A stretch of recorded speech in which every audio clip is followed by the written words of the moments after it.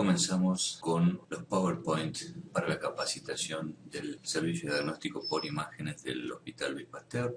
En esta ocasión vamos a hablar de la tomografía computada helicoidal multidetector en lo que respecta específicamente a la construcción de la imagen y los artefactos. Dentro de la imagen digital en tomografía multicorte vamos a hablar de la introducción, por supuesto, los conceptos básicos de la imagen, los factores que determinan la imagen, las etapas en la adquisición de la imagen, y dentro de estas la reconstrucción de la imagen digital y las ventanas de visualización que se utilizan para las imágenes. Como introducción podemos decir que los equipos de tomografía helicoidal multicorte realizan estudios volumétricos de los que se pueden obtener imágenes de cualquier punto en cualquier eje del espacio.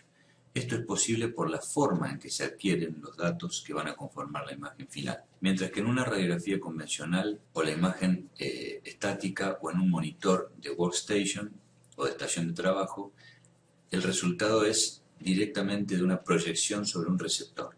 La imagen que se consigue en tomografía computada helicoidal multicorte se forma a partir de una reconstrucción tras el análisis y procesado informático de los múltiples datos recibidos de los detectores.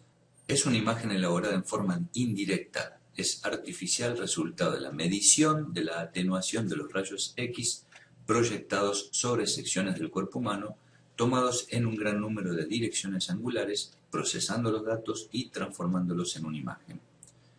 Los rayos X son emitidos, atraviesan el cuerpo y son detectados en cada giro de 360 grados del tubo de RX sobre cada paciente, y ahí se producen más de 1000 proyecciones por cada giro.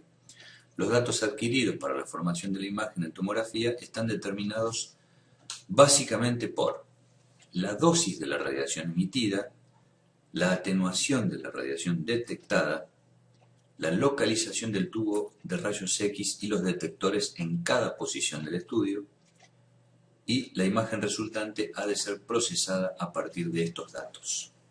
Hablando un poco de lo que es la matriz y el píxel, que es lo básico para la imagen tomográfica, la matriz es la forma de presentación de la imagen digital. Está compuesta por un conjunto de unidades básicas elementales, ordenadas en filas y columnas. Forman una rejilla. Por lo tanto, la matriz es el número de píxeles que forman la imagen. En cuanto al píxel, es la unidad básica que compone la matriz. Cada píxel tiene asignado un valor numérico, correspondiente que le confiere una densidad óptica determinada.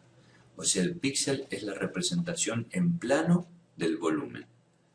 Si la matriz tiene rejillas, cada uno de esos cuadraditos en plano son los píxeles. El número total de píxeles de una matriz está dado por el producto o la multiplicación del número de filas por el número de columnas. O sea, 512 por 512 dan 262.144 píxeles en una matriz de ese tamaño. Las matrices utilizadas en la actualidad para tomografía computada helicoidal multicorte son matrices cuadradas, 512 por 512, 1024 por 1024 píxeles. El valor que representa cada píxel requiere de una información necesaria para que la computadora sea capaz de interpretarla. Los sistemas informáticos, cualquier computadora, se basa en un lenguaje binario que utiliza dos dígitos, el 0 y el 1, para crear los datos de información. Un bit es el dígito que representa uno de estos dos valores posibles. Cada píxel tiene una profundidad de color o profundidad de bits que determina su cantidad de información. Esto no significa que represente nunca una posición en el espacio, una posición espacial. Lo que representa es otra cosa. Un píxel tiene una profundidad de un solo bit y puede tener solamente dos colores, o blanco o negro. Una imagen con píxeles de 8 bits, o sea, un byte, en la escala de grises, significa que tiene la capacidad de reproducir 256 niveles de grises, desde el 0, que representa el negro, hasta el 255, que representa el blanco. Los formatos usados habitualmente para que la imagen en tomografía computada multicorte sean interpretados son, en su mayoría, de 8, de 12 o de 32 bits. Acá tenemos un recuadro en lo que habla de la diferencia de la resolución según el número de bits que tenga el píxel. Si tiene una tonalidad de 2, significa que es una profundidad de color de 1 bit. O sea, tiene dos opciones nada más, o blanco o negro, punto. Y así sucesivamente hasta el 256, como vemos en este recuadro, que significa que tiene ese píxel, trabaja con una profundidad de color de 8 bits, o sea, 1 byte, que tiene 256 escalas de grises. Como habíamos dicho, del 0 al 255, o sea, del negro al blanco. Como concepto básico, para que nos quede, digamos, lo más representado posible, es que la matriz de adquisición, que es tridimensional, trabaja con voxeles. La matriz de reconstrucción, donde nosotros vemos la imagen, es 2D, que eso es por el píxel, es la matriz de píxeles, que es la reconstrucción de un volumen en dos planos. La diferencia de las matrices es que si yo le doy espesor, si la hago 3D, si tiene profundidad, ya deja de ser píxel y pasa a ser voxel. Ahora comenzamos hablando con el FOV, o Field of View, o campo de visión. El campo de visión es el área de la superficie de corte a estudiar, que es lo que se puede aumentar o reducir en función de la zona de interés. Está determinado por la colimación y se expresa en centímetros. El FOV es igual al tamaño del píxel por el tamaño de la matriz. En cuanto a la resolución espacial, depende del tamaño del píxel. Cuanto menor es el píxel, mejor es la resolución espacial, o sea, tiene más resolución. O sea, una matriz de 512 por 512 va a tener mejor resolución espacial que una de 64 por 64. Y esto lo podemos ver en este recuadro. Esta es la resolución espacial según el tamaño de la matriz, según el tamaño del píxel. A la izquierda tenemos una matriz que es de 512 por 512. O sea, 512 de fila por 512 de hilera. Esa matriz nos permite ver con claridad los tres circulitos o los tres redondelitos en sus bordes, que son 3, se diferencian bien en número, en ubicación, con respecto a la matriz B, que es la de la derecha, donde solamente tengo 64 por 64 píxeles. Como tengo menos píxeles, tengo una matriz más pequeña y menos resolución espacial. Entonces yo no sé, ahí no determino si son 3, si es 1 o cuántos redondeles son con respecto a la matriz que es más alta. Las matrices, es decir, las imágenes axiales obtenidas, se deben presentar como si se observase al paciente desde los pies, por lo que en el monitor que uno está utilizando en la estación de trabajo o en el tomógrafo, se verá el lado derecho del paciente a la izquierda y el lado izquierdo en la derecha de la pantalla. Por eso es sumamente importante la elección adecuada en los parámetros de la colocación del paciente en la mesa y la dirección de la adquisición, si es craneocaudal o caudocraneal. Eso lo hacemos en el tomógrafo cuando empezamos a poner los datos y el tomógrafo nos pide en esos dibujitos que tenemos ahí de la posición del paciente, si entra primero la cabeza, si entra primero los pies, si está boca arriba, si está boca abajo o lateral. Por eso es sumamente importante elegir correctamente eso, porque si no salen distintos los lados y si una patología está a la izquierda puede ver que está del lado derecho y ahí estamos en problemas. La imagen bidimensional formada por esos píxeles en realidad es volumétrica, o sea que cuando adquirimos una secuencia o protocolo estamos adquiriendo un volumen, estamos adquiriendo un todo, que luego, más adelante, podemos realizar distintas reconstrucciones con distintos espesores y distintas ventanas y filtros. O sea, una vez que nosotros adquirimos los datos y ya tenemos nuestro volumen, después podemos hacer el postprocesado, donde podemos hacer múltiples cosas como cambiarle el color, cambiarle los filtros, cambiarle los espesores o cambiarle los planos. El alto y el ancho, o sea, el eje X e Y del píxel, hay que añadir la profundidad, que es el eje Z, ya que la imagen se corresponde con una sección o grosor de corte de un ancho determinado. Acá tenemos una imagen donde hablamos de la matriz de la imagen, donde un solo recuadro es un píxel que está, digamos, plasmado en 2D dentro de la matriz de la imagen, pero si le agregamos espesor o profundidad, que es el eje Z, Ahí ya estamos hablando de voxel porque ya tiene profundidad por el 3D. En cuanto a la resolución, puede ser o ISO o anisotrópica. Un voxel, como tiene profundidad, se mide en milímetros cúbicos, es igual al tamaño del píxel en milímetros cuadrados por el grosor de corte en milímetros. Se denomina resolución isotrópica al corte o a la foto cuyos voxeles tienen la misma resolución espacial, o sea, igual calidad de imagen en los tres ejes, tanto en el X como en el Y como en el Z. La morfología, o sea, la forma del voxel isotrópico es cuboidea. Los voxeles anisotrópicos son de morfología rectangular. Los voxeles isotrópicos son ideales para realizar reconstrucciones en cualquier plano en 2D y en 3D, ya que van a tener la misma resolución en cualquiera de los ejes, más allá de que fueron adquiridos en un eje axial, pero yo después lo puedo cambiar y no pierden calidad y se ven exactamente igual. Como en este caso, donde yo tengo una reconstrucción multiplanar en coronal y en sagital, pero en realidad estas son reconstrucciones multiplanares, no son adquiridas, no son volúmenes originales, porque el original fue adquirido en axial. Acá tenemos lo que es la tomografía computada helicoidal, que era anisotrópica porque no tiene, digamos, las mismas características en los tres ejes. O sea, en el X y en el Y son iguales, pero no en la profundidad, son cuboideos o rectangulares. Distinto en la tomografía multicorte o multislide o multidetector, donde es isotrópica, o sea, tiene las mismas características tanto en el plano X como en el Y y en el Z. Entonces son excepcionales para poder hacer reconstrucciones multiplanares sin perder resolución. Acá tenemos un ejemplo, el voxel anisotrópico y el voxel isotrópico. Uno es rectangular y el otro es cuboideo. Cuanto mayor es el tamaño del voxel, mayor probabilidad hay que en distintos tejidos o densidades sean tomados como una única unidad, provocando el denominado volumen parcial.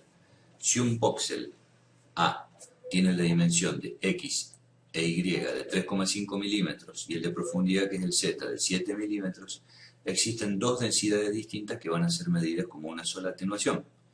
Mientras que si se divide el grosor de ese corte, o sea el eje Z, a la mitad y se forman dos voxeles, que ahora ya no es el A sino el B, con medidas iguales en los tres ejes, o sea isotrópicos, que los tres son de 3,5 milímetros, ahí van a tener valores distintos y se verán como dos elementos.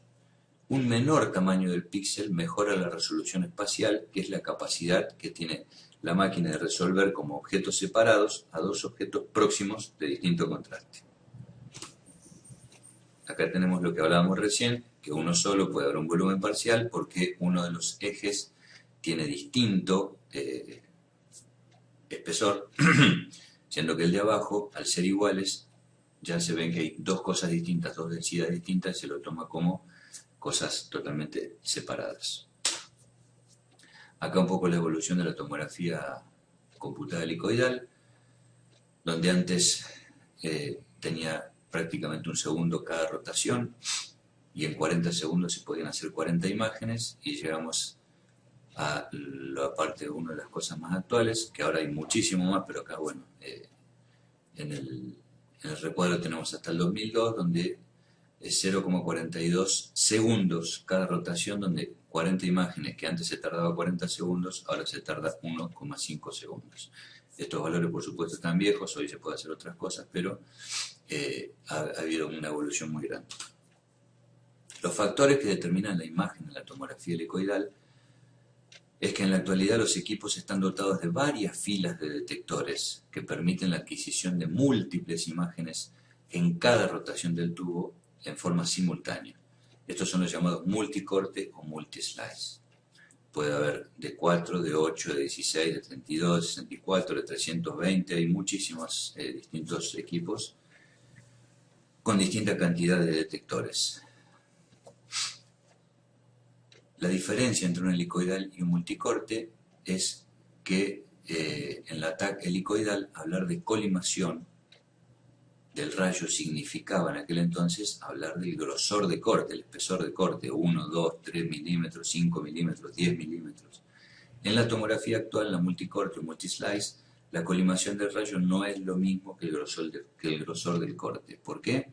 Porque en nuestra hilera de detectores nosotros tenemos una colimación predetector y una activación electrónica, en lo cual nosotros determinamos el grosor de corte que queremos independientemente del grosor del haz de rayos. Cabe aclarar que no es lo mismo la cantidad de cortes que nos permite un tomógrafo que la cantidad de hileras de detectores que tiene el tomógrafo. La cantidad de cortes depende de la cantidad de canales de recepción que tenga el tomógrafo, porque como ejemplo podemos mencionar que uno puede tener un tomógrafo de 64 hileras de detectores, pero que me permite solamente 40 cortes. O puedo tener un tomógrafo que tiene 16 hileras de detectores, pero me permite nada más que 8 cortes. O a la inversa, puedo tener un tomógrafo de 32 hileras de detectores y me permite hacer 64 imágenes por rotación. Por lo que cada detector se obtiene 2 señales y al tener 32 hileras puedo tener el doble de señal. O sea, se puede tener la misma cantidad de hileras que de canales o la mitad, porque no todos los tomógrafos multicorte tienen la misma cantidad de canales de recepción como hileras de detectores. Además, cabe aclarar que el sistema de angulación en helicoidal no se utiliza, ya que es volumétrico, y el gantry permanece estacionario. Solo se utiliza en caso de hacer cortes axiales secuenciales.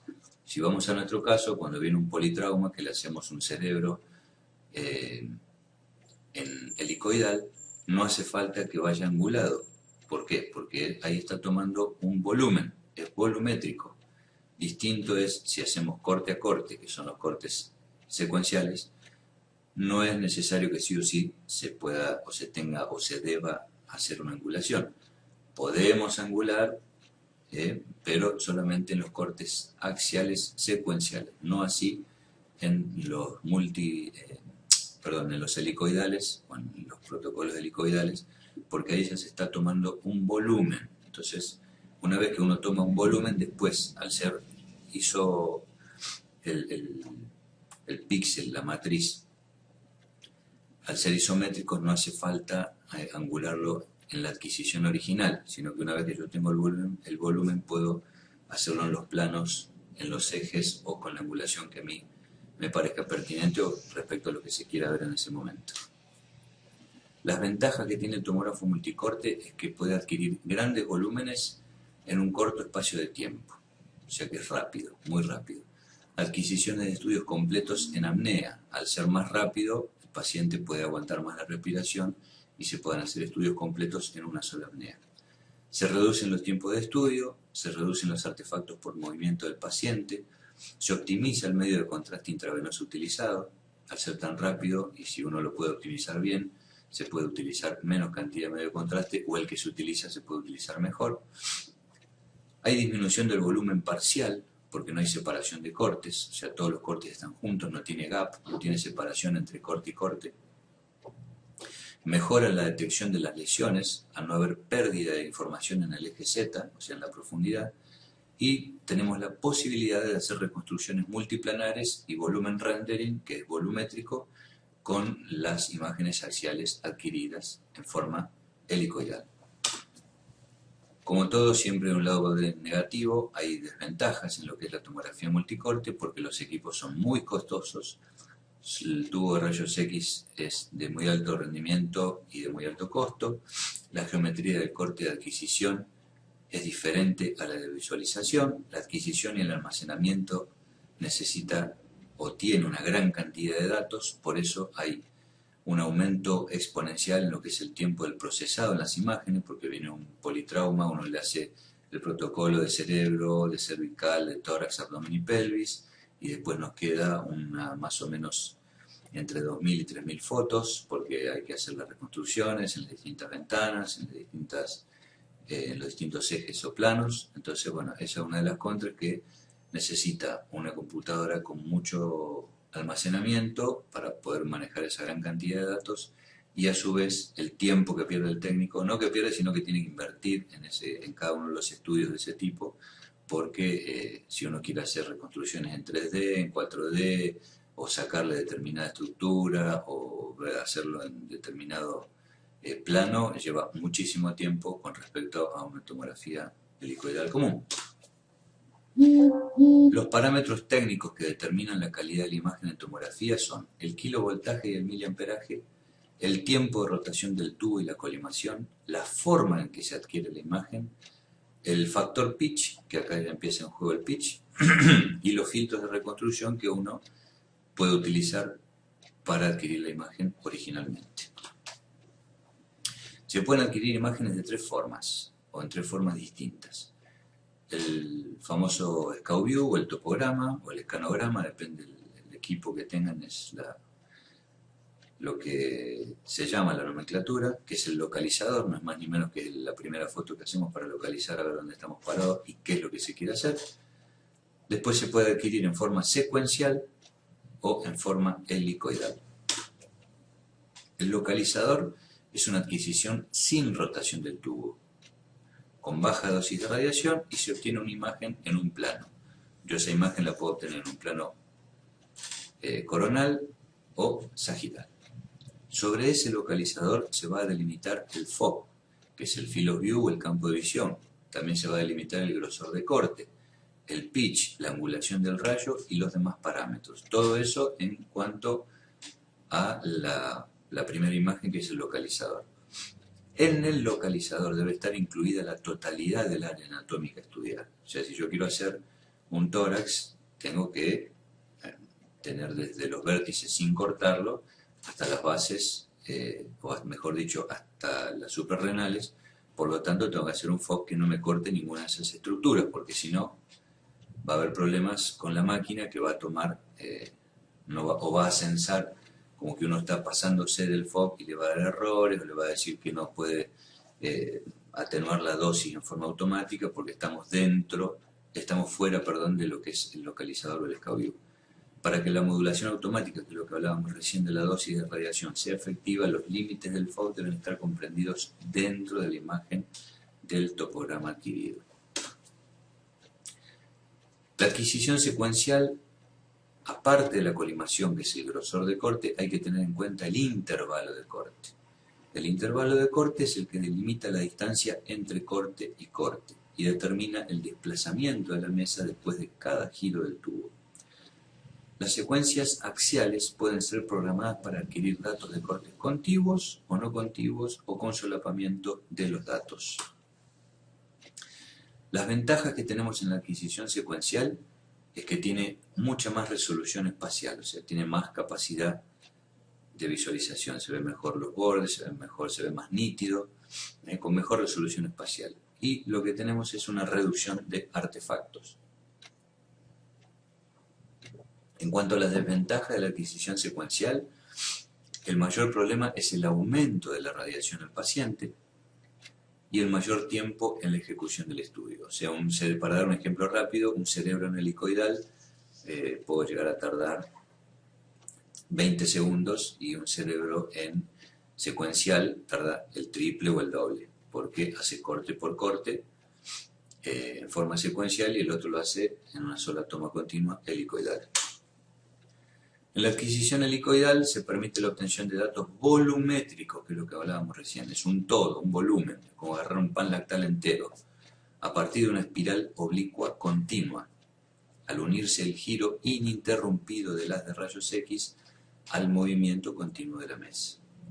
El efecto de espiral en los datos adquiridos a lo largo del eje Z se observa desde la perspectiva del paciente. Acá tenemos lo que es las diferencias en la obtención de cortes de adquisición helicoidal y secuencial. Los cortes contiguos tienen un pitch de 1 en 1, después puede haber un corte con intervalo, que es el pitch de 1,5 en 1, o el pitch solapado, que es de 0,5 en 1. Eso en cuanto al eje Z. La hélice es continua, o con intervalo, o solapada. El factor de desplazamiento pitch, el movimiento de la mesa durante la exploración, es el elemento fundamental a la hora de obtener resultados óptimos en un estudio. El factor de desplazamiento, o el pitch, famoso pitch, define la relación que hay entre el movimiento de la mesa y la rotación del tubo de rayos X durante la exploración, y a su vez tiene un efecto determinante en la calidad de la imagen y en la dosis de radiación. O sea, eso es fundamental porque el pitch que yo ponga en el protocolo es el que me va a dar a mí, o me va a determinar qué calidad de imagen voy a tener y qué dosis le voy a entregar al paciente. Y por supuesto qué calidad de imagen voy a generar con eso. Como habíamos visto hace un rato en el recuadro donde hablaba de los distintos tipos de pitch, de 1 en 1 significa que la mesa se mueve la misma distancia que el tamaño de grosor del corte seleccionado. Las adquisiciones formarán una hélice continua y no habrá pérdida de información.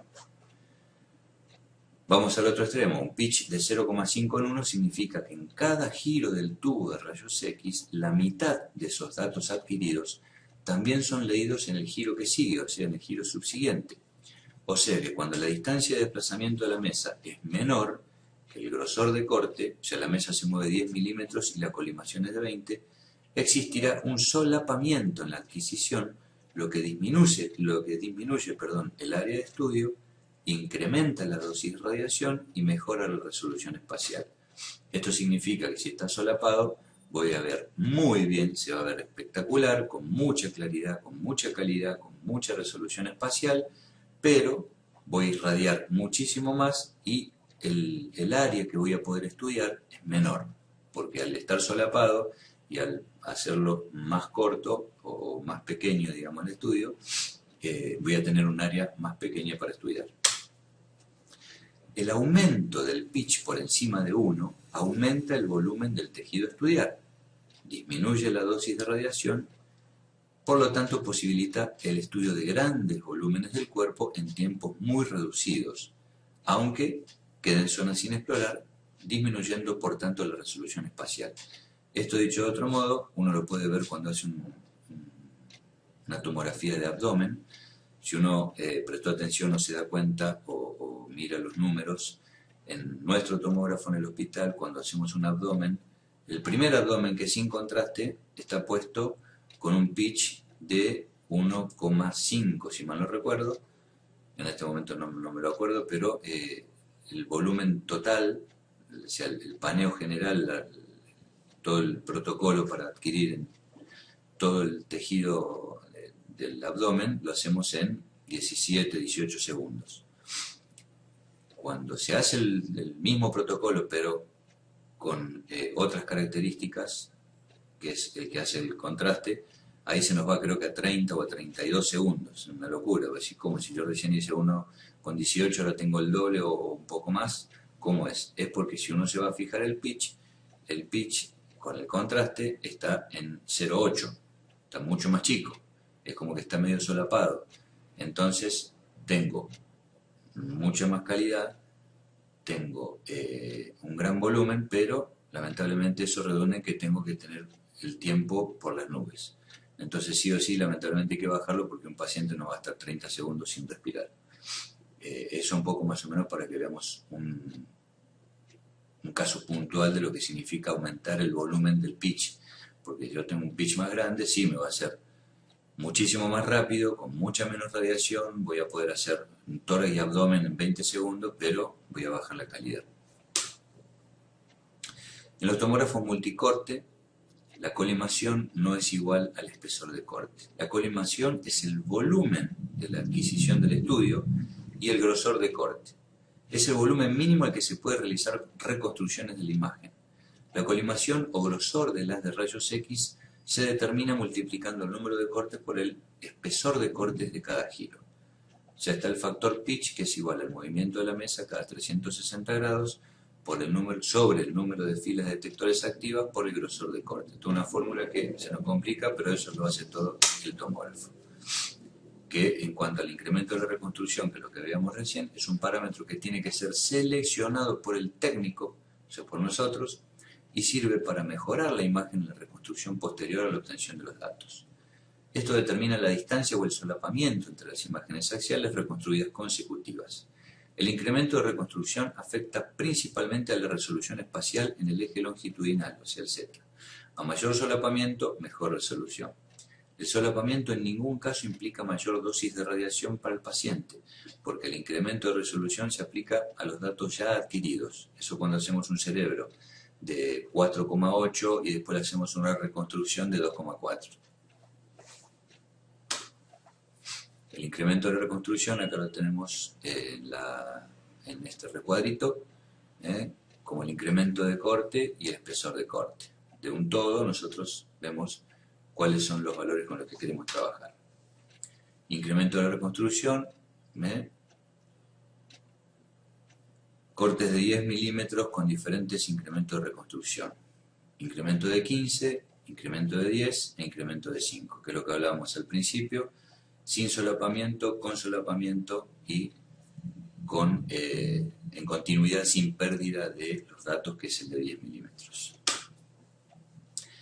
En cuanto a las ventajas y desventajas que tenemos con el incremento de reconstrucción, las ventajas es que aumenta el overlapping o el solapamiento entre las imágenes reconstruidas, mejorando las imágenes 3D y los multiplanares. O sea, cuando yo tengo que hacer un coronal o un sagital o un 3D o un volumen rendering, mientras más pequeño sea el incremento de reconstrucción, mejor va a ser. Si yo hago un cerebro y lo adquiero en 2,4 o en 4,8, pero después le hago un filtro de reconstrucción con un filtro de inner o el de oído de 1,2, voy a tener una ventaja porque voy a overlapear las imágenes, las voy a solapar, entonces va a salir con mucha más calidad y voy a poder ver las imágenes si tiene una fractura de peñasco o un oído, siendo que yo adquirí al inicio una imagen de cerebro de 2,4 o de 4,8. Esas son las ventajas.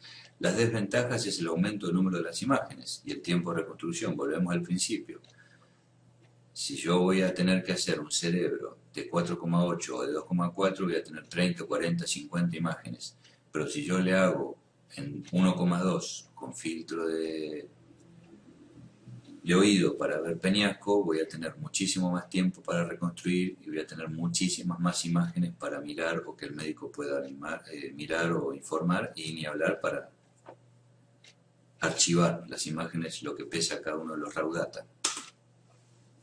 Todos los datos registrados por los detectores se transforman a formato digital a través del DAS, que es un sistema de adquisición de datos.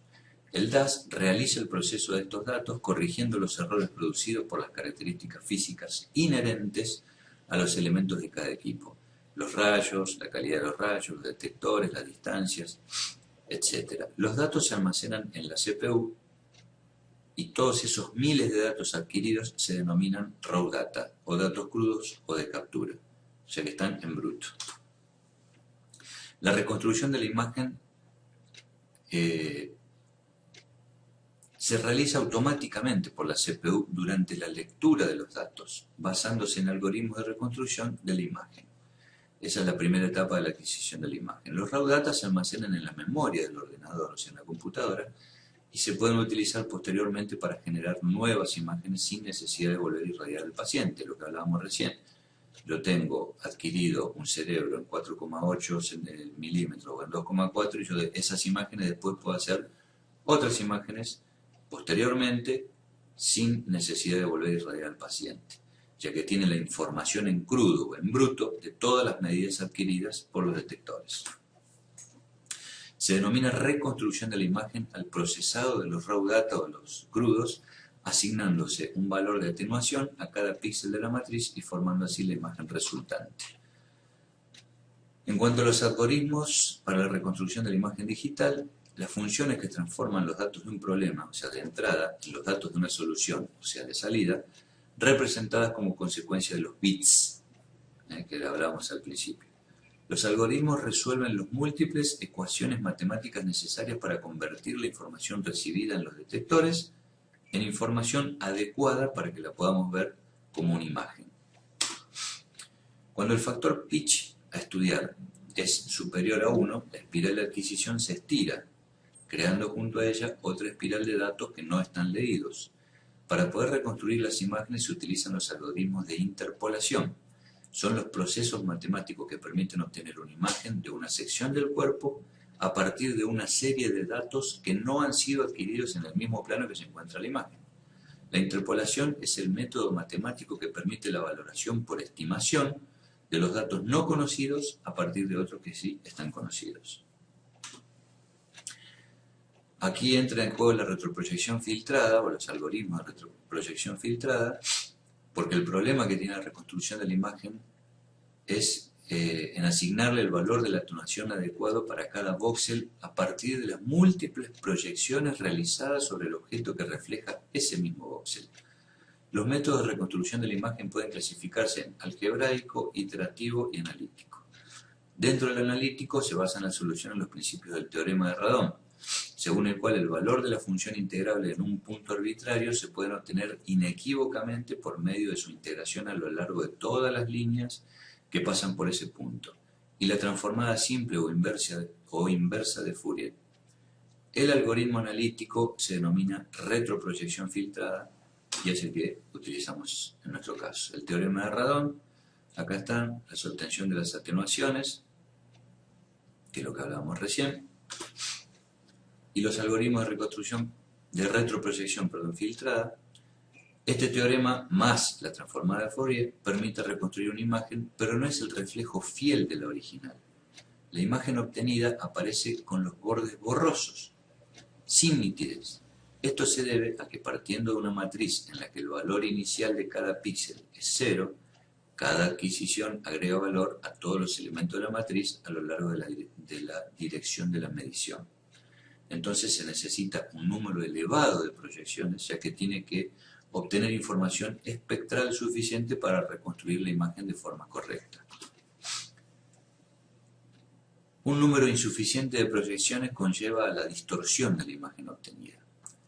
Aquí en el recuadro se aprecia la distorsión de la imagen según el número de proyecciones obtenidas y su borrosidad, aún teniendo un número elevado de las proyecciones. Para minimizar el artefacto de estrella se aplica previamente un filtro denominado convolución o filtro kernel. La convolución o filtro kernel es una función filtro entre cada perfil proyectado que modifica los valores finales de la proyección. Consiste básicamente en el uso de valores negativos en los bordes laterales de cada una de las señales para contrarrestar el valor positivo central. De esta manera se evita la borrosidad de la proyección. O sea, los pasos para la imagen es del raw data, la transformada de Fourier, se utilizan los filtros de convolución o kernel, la transformada inversa de Fourier y se muestra la imagen en el display o en la workstation. Los principales filtros de convolución o filtros kernel que se deben aplicar siempre sobre los raw data y no sobre los datos de la imagen ya reconstruida. O sea, los filtros de la imagen ya reconstruida son los que yo adquiero del raw data. Volvemos al ejemplo del cerebro. Si yo el cerebro lo adquirí en una visualización de brain, o sea, de cerebro, con un filtro H20 o H30, esos van a ser mis raw data, esos van a ser los crudos, y ahí es donde deben aplicarse los filtros, no sobre los datos de la imagen que ya voy a reconstruir después. O sea, si yo a eso después le hago una reconstrucción en ventana ósea o una reconstrucción en ventana para ver oído o senos paranasales, ahí yo ya le voy a adquirir unos datos, pero ya va a ser tarde si quiero reformar los raw data, no los puedo reformar. Por eso los filtros kernel se utilizan siempre sobre los raw data o los originales, los primarios, los brutos. Existen gran cantidad de filtros donde se clasifican de acuerdo con el resultado visual que uno espera o busca sobre la imagen que va a estar filtrada. Tenemos los suaves y los estándar. Dentro de los suaves, suavizan los datos, reducen las diferencias entre los píxeles adyacentes, reducen el ruido y la aparición de artefactos, pero disminuyen la resolución espacial sobre la imagen. O sea, se ven más lindos, se ven no tan pixelados, los bordes no son tan brutos, tan crudos, tan rudimentarios, se ve con un poco más de claridad, pero pierde resolución espacial.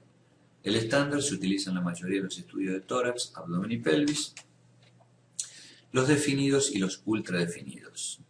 Los ultradefinidos los podemos maximizar en los contrastes para pequeñas estructuras, como si tengo que hacer ventana de tórax para ver bien los bronquiolos, para ver bien la trama pulmonar, si tengo que hacer una parte pequeña, un dedo, una mano, una muñeca, o si hay que hacer un oído. Esos son los ultradefinidos o los de abajo de la lista que tenemos para poner los filtros. Y los definidos acentúan la diferencia entre los píxeles vecinos para optimizar mejor la resolución de los contrastes. No producen mucha distorsión, pero producen aumento del ruido en la imagen. Se ven como más puntiagudos, como más pixelados.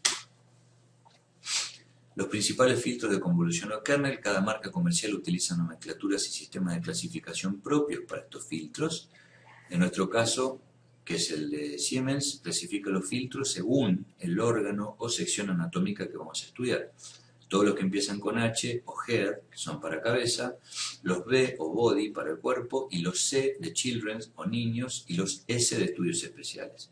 Cada filtro está a su vez subdividido en una escala del 10 al 90 para poder elegir el grado de definición o de dureza de la imagen. Cuanto mayor es el número, más nítida es la imagen. En General Electric tenés los soft, los estándar, los edge, que son para los contornos, lung para pulmón, chest, tórax, bone, hueso, bone plus y detail para lo detallado, o vendría a ser el ultra definido para nosotros que usamos Siemens. Las ventanas de la visualización de la imagen son varias. Una vez que está reconstruida la imagen, que son los datos que estamos viendo en la pantalla, en los equipos actuales tienen la capacidad de representar más de 4.000 tonalidades de grises que expresan los diferentes valores de atenuación de las unidades Hounsfield.